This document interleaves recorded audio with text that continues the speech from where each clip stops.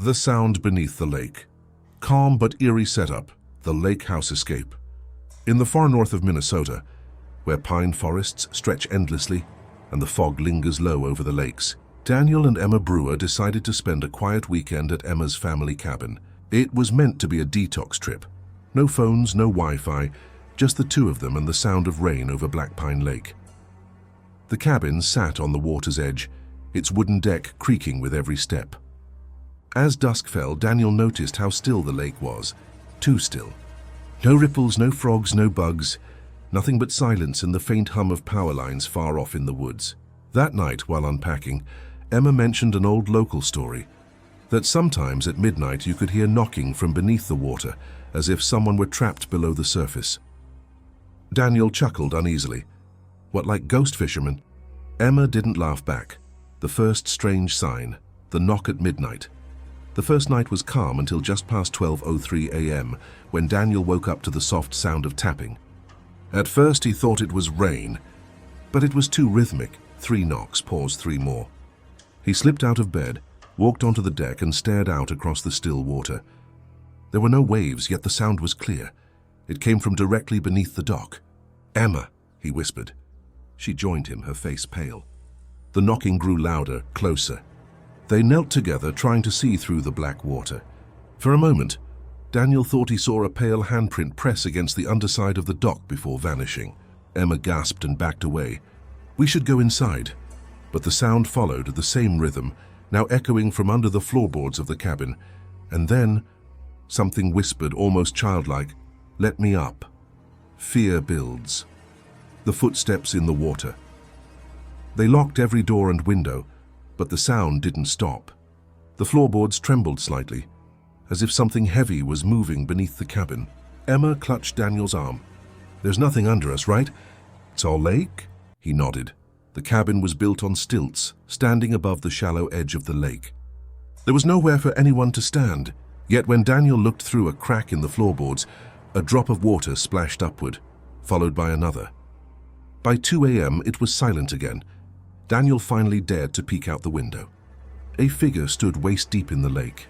A man, or what looked like one, his head tilted upward, staring straight at the cabin. Daniel's breath fogged the glass. When he blinked, the figure was gone. But on the window pane, wet handprints smeared across the outside glass, leading up toward the roof. Isolation or doubt? The forgotten drowning? The next morning, Daniel drove into town, desperate for answers. At the diner, he asked the old owner if anyone had drowned near Black Pine Lake. The man's smile faded. "You must be staying at the Brewer cabin." Daniel frowned. "Yeah, Emma's family owns it." The man nodded grimly. "Her uncle built that place. He and his brother went ice fishing out there in '89. The ice cracked and one fell in. They found the body weeks later, tangled under the dock. Said he was knocking for help when the ice sealed above him." Daniel's stomach dropped. He returned to the cabin and told Emma what he'd learned. She shook her head violently. "No, that's not true. My mom would have told me." But when Daniel showed her the newspaper clipping he'd found, her face went white. The drowned man's name was James Brewer, Emma's uncle. And that night it was raining again. The threat reveals itself, the visitor in the rain. The storm rolled in heavy that evening, rain hammering the roof, thunder shaking the walls. The lake churned for the first time since they'd arrived, waves slapping against the stilts below the cabin. Around midnight, the power went out. Daniel lit a lantern. The floor was soaking wet. "Emma," he whispered. She was staring at the hallway, water dripping steadily from the ceiling, forming a dark puddle that spread toward their feet. From the darkness beyond the kitchen, footsteps squelched slow and heavy, as if someone were walking in from the lake. Their shape appeared, a man skin gray-blue, clothes hanging like shredded weeds. His eyes were milky white, his lips cracked open. He raised a trembling hand toward Emma. "Help me. Hup." She screamed as Daniel swung the lantern, but the man's face didn't flinch, it only smiled, revealing water bubbling from his mouth. The shocking, haunting ending, the last reflection.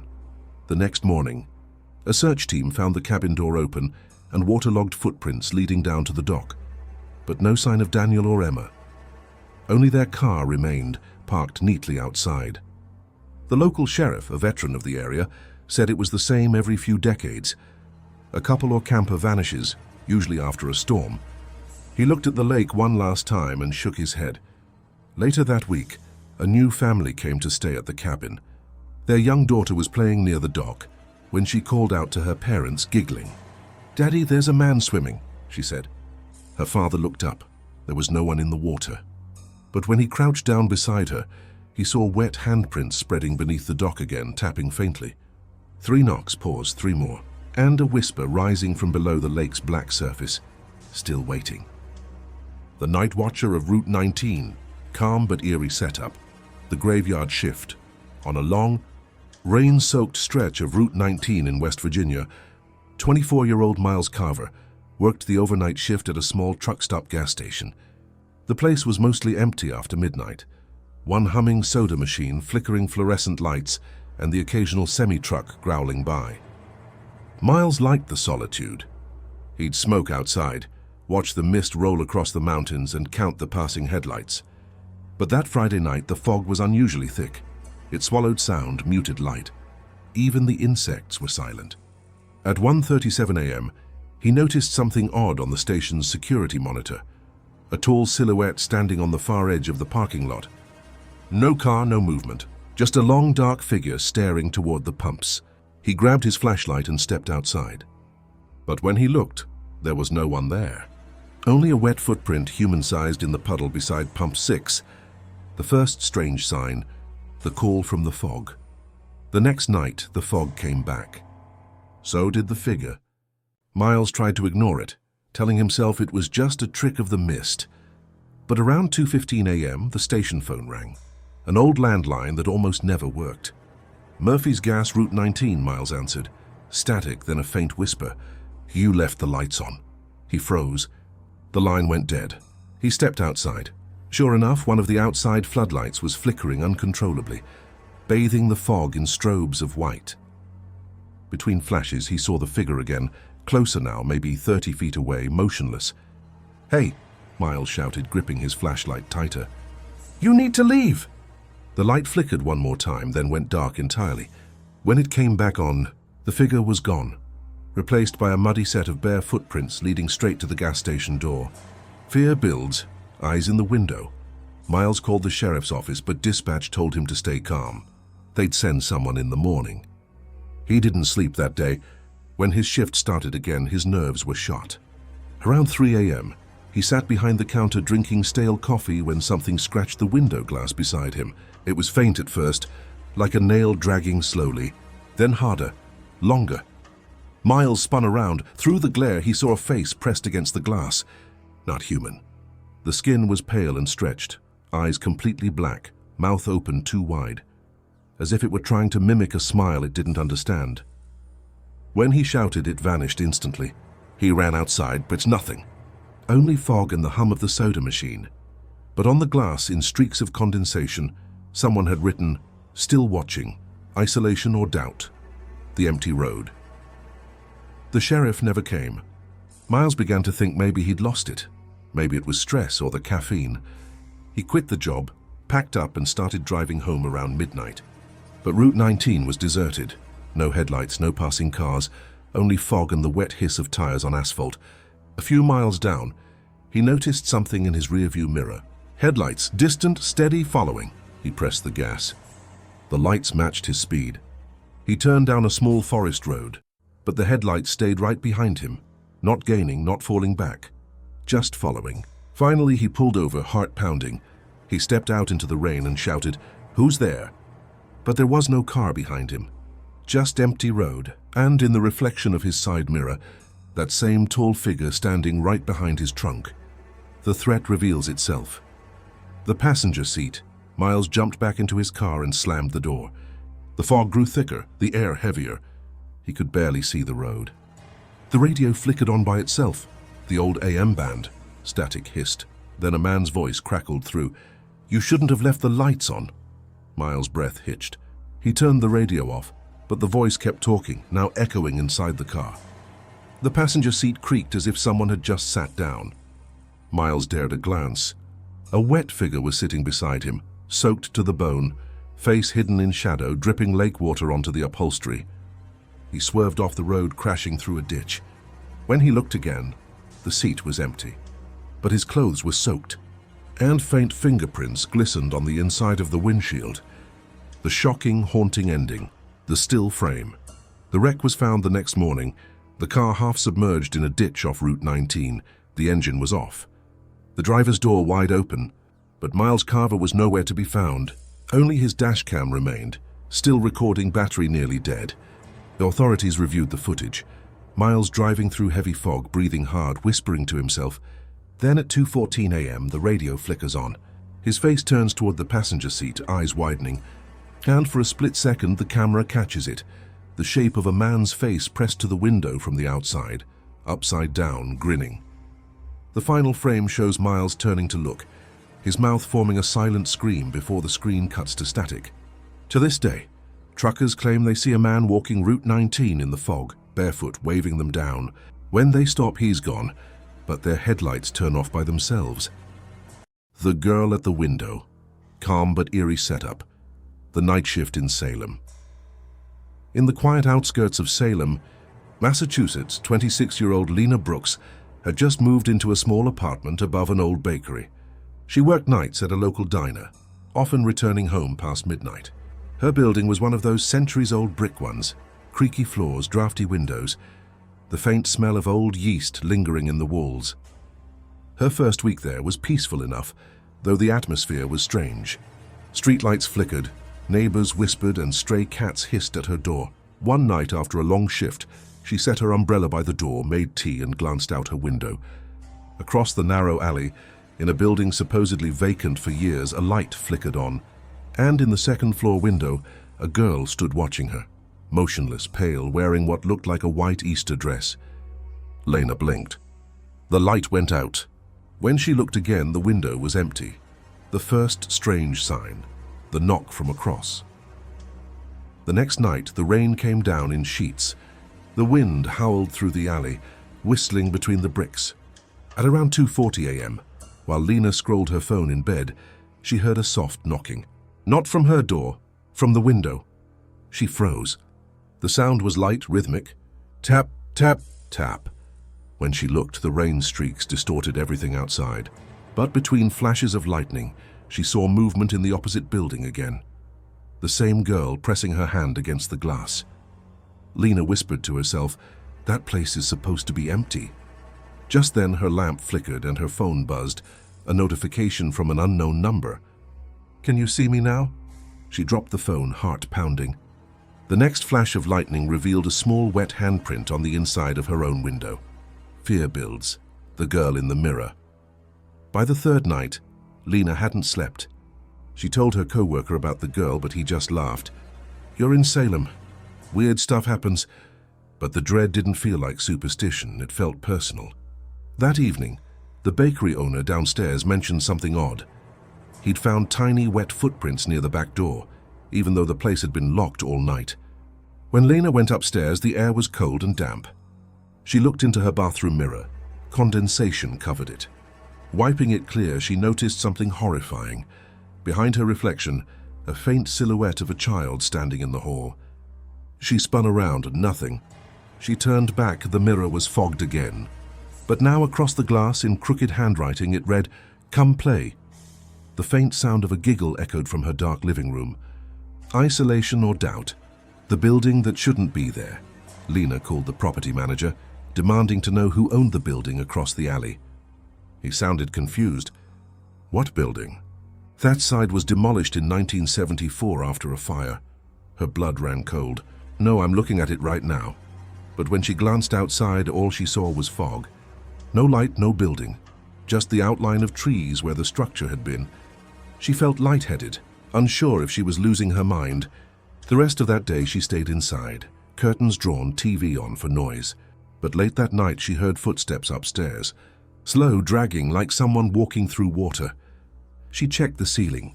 Impossible, there was no floor above her. The dripping continued. Then a child's whisper drifted through the vents. "You said you'd play." Her lamp shattered. The lights went out. In the dark, something splashed softly across her floor. The threat reveals itself. Through the alley, Lena finally broke. She packed her things, ready to leave Salem for good. But as she opened the front door, she froze. Across the alley, the building was back, fully intact, lights glowing in every window. And at each window stood a child, motionless, staring down at her. Dozens of them. The rain had stopped, but the sound of water dripping persisted. From her own ceiling, from her hair, from nowhere and everywhere. Her phone buzzed again. "Come across, Lena, the game isn't over." Against her will, her feet moved down the stairs, across the alley, to the front door of the ruined structure. It opened on its own. The inside smelled of mildew and burnt wood. A staircase led up, wet, groaning with every step. And halfway up, she heard the giggle again. Right behind, the shocking, haunting ending, the Easter dress. When the landlord checked Lena's apartment days later, everything was left behind, and clothes, phone, wallet. Only one thing stood out: muddy, child-sized footprints leading from her door to the window, then stopping abruptly. Police reports said she was last seen on a nearby street, barefoot, wearing a white dress, though she'd never owned one. Weeks later, a family moved into a new building that had just been restored in the same alley. Their little girl told her mother she'd made a friend. "She comes to the window at night," the girl said. "Her name's Lena. She says she used to live across the street." The mother smiled uneasily and looked outside. Across the alley, in the second-floor window of their own home, a young woman in white stood, smiling faintly, pressing her hand to the glass. The radio in room 209. Calm but eerie setup. The night clerk at the Frontier Motel. It was early March in Billings, Montana, when 33-year-old Mark Henson began his new job as a night clerk at the old Frontier Motel, a roadside relic off I-90, half forgotten by travelers. The neon sign flickered weakly, humming through the cold wind. Most nights were empty, just the occasional trucker or stranded driver. Mark didn't mind the solitude. After all, the motel had a strange charm to it. The owner, Mrs. Dalton, gave him one simple rule before leaving each night: never rent out room 209. Don't even open it. When Mark asked why, she smiled tightly. "Let's just say, some guests never really left." He laughed it off, thinking it was a local ghost story to scare new hires. That night, around 2 a.m., as he sipped burnt coffee behind the counter, the motel radio, long disconnected, crackled to life with an old country tune. It was coming from room 209. The first strange sign: voices through static. Mark froze, staring down the long hallway that led to room 209. The lights flickered faintly. The radio music grew louder, distorted, warbling like something underwater. He grabbed his flashlight and approached the door. "Hello, anyone in there?" No response. Just the radio shifting to static, then a faint voice, soft trembling. "You shouldn't be here." "They don't like new people." Mark jolted back. He banged on the door, but it didn't budge. When he checked the registry, 209 was marked vacant since 1998. He returned to the front desk and unplugged the old wall radio there, just to be sure it wasn't interference. But the music didn't stop. It changed stations on its own, cycling through decades of static whispers, and finally, a recorded voice that sounded exactly like his own saying, "Don't go back there." The hallway light flickered out completely. Fear builds. The door opens itself. The next evening, Mrs. Dalton left early again, warning him not to poke around, but Mark couldn't shake his curiosity. By 1 a.m., the radio started up again, this time playing a faint 1940s swing tune. When he approached room 209, the door was slightly ajar. He hadn't touched it. Inside, the air was cold and thick with the scent of smoke and mildew. A single radio sat on the nightstand, glowing faintly green, though it wasn't plugged in. The bed was made, but the sheets looked damp, as if someone had just been lying there. As Mark stepped in, the song stopped. Then a man's voice hissed from the radio. "You took my shift," he stumbled back. The bathroom door creaked open by itself, revealing a fogged mirror with a single word traced in the condensation: "Run." Behind him, the door to 209 slammed shut. Isolation or doubt? The missing guest file. Mark spent the next day shaken. He confronted Mrs. Dalton, demanding to know what had happened in room 209. Her expression darkened. "You don't need to know that, son. Just do your job and stay out of there." But he couldn't. That night he searched through the motel's dusty filing cabinet, hoping to find a record. He finally found a guest ledger from 1987, And there it was, room 209, Henson M., his own last name. His hands trembled. His family had never lived in Montana. Had they? He looked closer. The signature was unmistakable. It was his. Suddenly the power went out.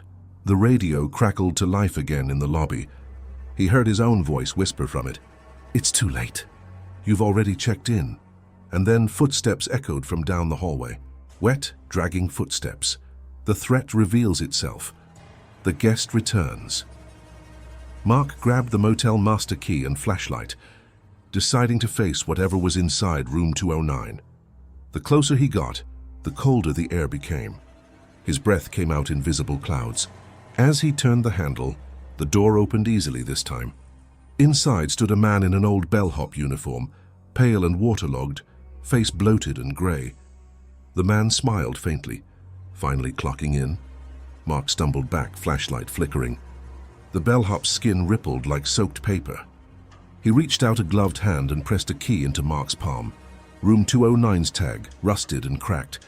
Then the man whispered, "Everyone who works the night shift stays the night." Mark screamed as the door slammed shut behind him. The last thing he saw before everything went black was his reflection in the mirror, wearing the same bellhop uniform. The shocking, haunting ending. Check-in never ends. 2 weeks later, a new clerk arrived at the Frontier Motel. Mrs. Dalton greeted him warmly, sliding the keys across the counter. "Simple rules," she said. "Just don't rent room 209. When the young man asked why, she smiled uneasily. "We had an employee vanish a few nights ago. Shame, really. He was a nice kid." That night at 2 a.m., the clerk heard faint music coming from the hallway, a 1940s swing tune, clear as day. Curious, he walked to the end of the hall. Through the frosted glass of room 209, he saw a man standing inside, head bowed, straightening the bed and dusting the nightstand. The man looked up, staring directly through the glass.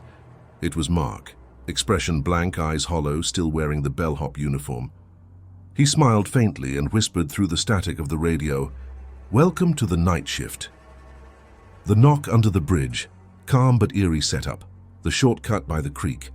It was a foggy spring night in Ashland, Oregon, when 19-year-old Tessa Moore took her usual shortcut home from her late diner shift. She'd done it dozens of times, crossing Old Bramble Creek Bridge, an abandoned logging overpass that cut her walk in half. Locals always warned her not to go that way after dark. They said strange things happened there. Voices under the bridge, knocks in the water, even a phantom hitchhiker. But Tessa didn't believe in ghost stories. Not until that night. As rain began to fall, she pulled her hoodie tight and hurried along the slick pavement. The streetlights buzzed, flickering weakly through the mist. She was halfway across when she heard it, a slow, deliberate knock echoing from below the bridge. 3 knocks, then silence. When she leaned over the edge, squinting into the fog, a faint shape was standing knee-deep in the creek, looking straight up at her. The first strange sign. The voice beneath Tessa froze. The figure below the bridge didn't move. Rain pattered harder, the creek rushing louder beneath her feet. She told herself it was a homeless person, maybe someone seeking shelter. "Hey, you okay down there?" she called out, no reply. Then came the sound again. 3 knocks on the concrete, this time closer, clearer, almost purposeful.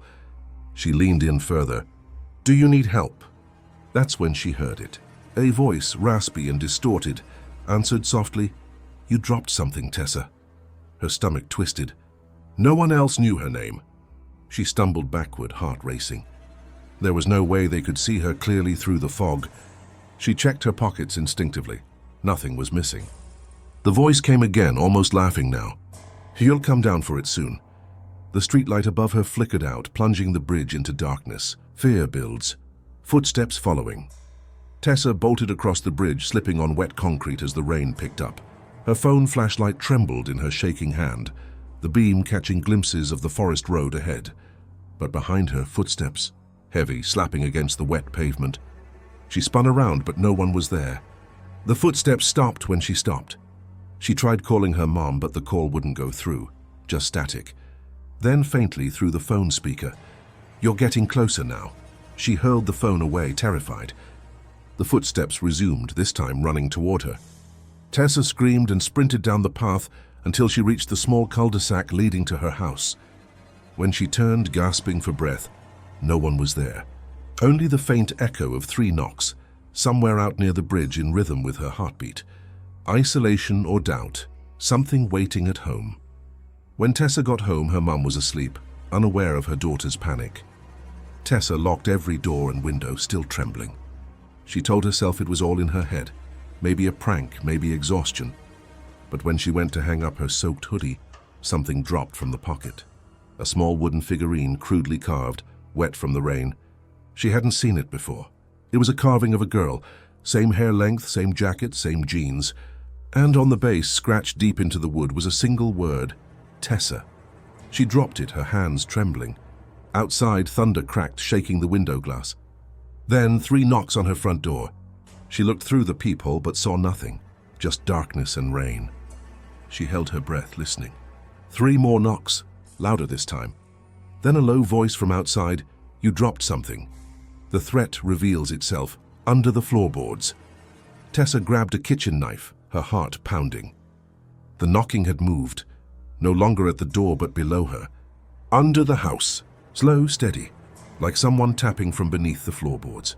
She called 911, but the line was dead, only that same whispering static. "Come down to the creek." The lights flickered violently, then went out. Only the storm's flashes lit the room. She crouched, listening. Between each rumble of thunder, she could hear it, wet footsteps sloshing closer beneath her. The knocking grew frantic, echoing from all sides now, walls, vents, floor. Tessa backed into the living room, knife shaking in her grip, when suddenly a voice rasped from directly behind her. "Found what you dropped." She spun around and saw a drenched figure standing by the doorway, holding up her wooden figurine. Its face was hers, but carved into soaked grey skin. The shocking, haunting ending. The creek never lets go. By morning, Tessa's mother woke to find the front door wide open, rainwater pooling across the tile floor. Tessa was gone. Only her soaked jacket remained, hanging by the door. Police searched the creek area for days.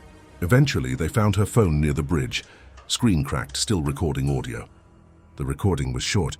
Just the sound of running water, heavy breathing, and then 3 sharp knocks. A faint voice followed, one that sounded exactly like Tessa's. "You dropped something." A week later, a jogger crossing Old Bramble Creek Bridge reported something new beneath it. A small wooden figurine, freshly carved, sitting in the mud, this time of a middle-aged woman in pajamas. Carved into its base was a new name, Marlene Moore, Tessa's mother.